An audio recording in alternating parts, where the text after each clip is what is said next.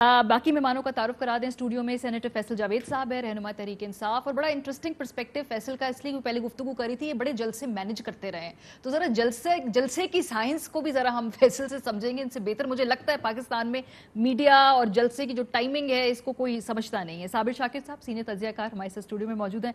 Major general retired Ejaz Awan साहब भी हमारे साथ बराह रास्त है। मेरा ख्याल है अगर मैं साबिर साहब आपसे इसलिए आगाज़ करूँ बिकॉज ये जो वसीम ने भी हमें पूरी इन्फॉर्मेशन बताई है, ये तो PMLN के अंदर से ही राय उभरी है कि नवाज शरीफ साहब को अब तकरीर नहीं करनी चाहिए।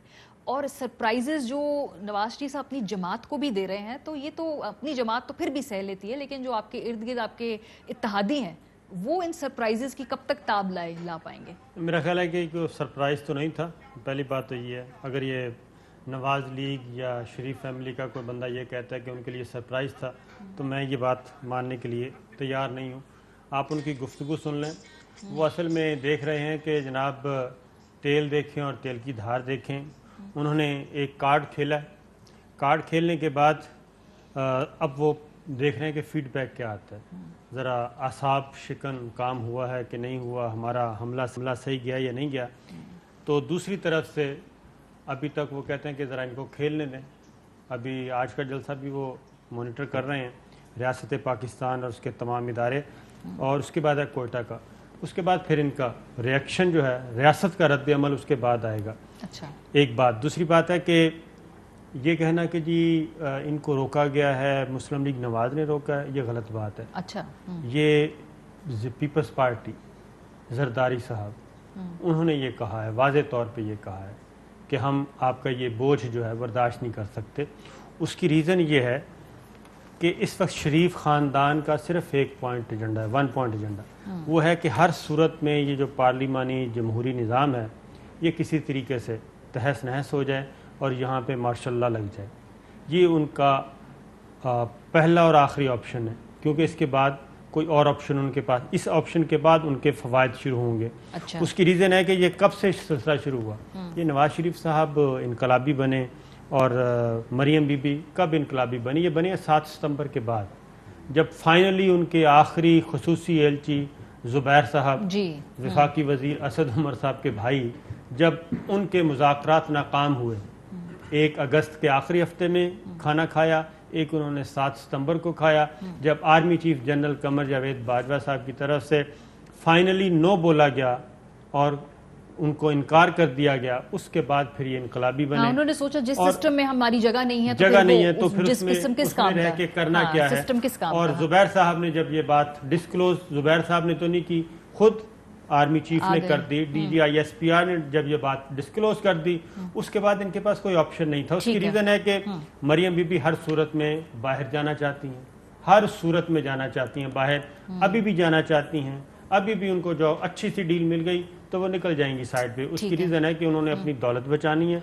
वो कहते हैं दौलत एक दफ़ा बच जाए, दौलत के यानी इमीडिएट रिलीफ जो है वो इमीडिएट रिलीफ ही इन लोगों का जो फिलहाल आपको लगता है कि इस वक्त ऑब्जेक्टिव है। फैसल ये जलसा कैसा है? मतलब बंदे तो काफ़ी जमा कर लिए, मतलब अगर शो तो बुरा नहीं है ना, काफ़ी लोग तो जमा कर लिए, जैसे भी वो इधर से इनसे लाए हो, बसों में भर के लाए हो, वापस छोड़ना हो, लेकिन नंबर तो अच्छा है ना कि नहीं?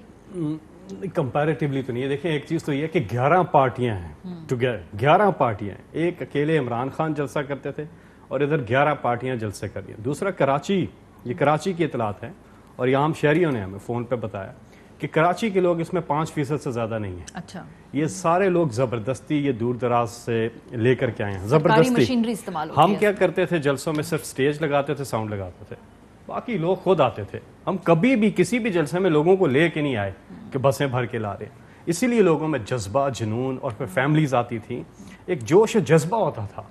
यहाँ लोग तो ये ले आए हैं ज़बरदस्ती, लेकिन लोगों ने आके बस वीकेंड पे बत्तियां देख ली हैं और अभी देखें लोगों ने जाना शुरू कर दिया है। ये जरा जलसों के मैनेजमेंट के बारे में बताइए, क्योंकि पहला तो काफ़ी हैपहैज़र्ड था, वो 11 बजे के बाद तकारीर शुरू हो रही, मुझे लगता है आज भी बहुत देर कर दी है इन्होंने। मैनेजमेंट जरा समझाना, आपको साइंस पता है इसकी क्या, व्हाट वर्क्स?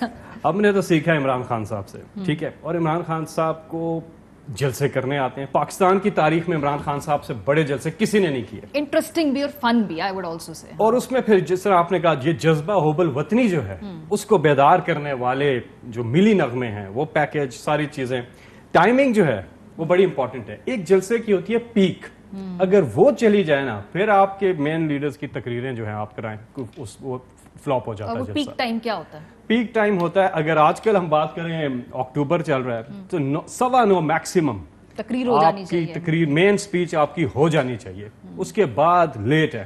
اچھا یہ آسان بات تو نہیں ہے لیکن پھر بھی آپ کو سامنے دیکھنا ہوتا ہے. اصل میں ان کا کیا ہے, ان کے سامنے ڈیڈ کراؤڈ ہے سارا, ان کو تو کچھ کرنا نہیں ہے. کراؤڈ انہیں پتہ ہے ان کے لیے آیا بھی نہیں ہوا تو دے ڈونٹ بادر.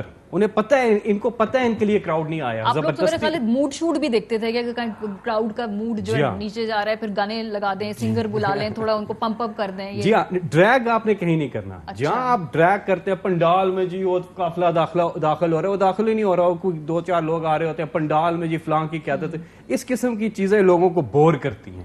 ہمارے جلسوں میں کمال عمران خان صاحب ہیں, لوگ سننے آتے ہیں صرف عمران خان صاحب کو, صرف عمران خان صاحب کی سپیچ لوگ سننے آتے ہیں. اس کے طرف ہم ایک بلڈ اپ لے کے جاتے ہیں, ویڈیو پیکیجز بھی چلا رہے ہیں, ملی نغمے بھی چلا رہے ہیں, لیکن ہوتا یہ کہ ہمارے پاس ایک سالڈ ہتھیار ہے نا عمران خان, ہمیں تو بہت بڑا ایڈوانٹیج ہے. ان میں ایک بھی ایسی بوتھی نہیں ہے جس کو لوگ دیکھنے آئے ہوں یا سننے آئے ہوں. سندھ میں سے یہ بلاول کو تو سننے آئے ہوں گے نا لوگ, ایٹلی بلاول ان کے لیڈر, باقی تو ٹھیک ہے جو بھی ہے, لیکن نہیں کوئی نہیں. ایک دیکھیں کرزما ہوتا ہے, کوئی بات ہوتی ہے, کوئی لوگ کسی لیڈر کو سننے کے لیے آتے ہیں, وہ ان میں سے کسی کو بھی سننے کے لیے نہیں آتے ہیں.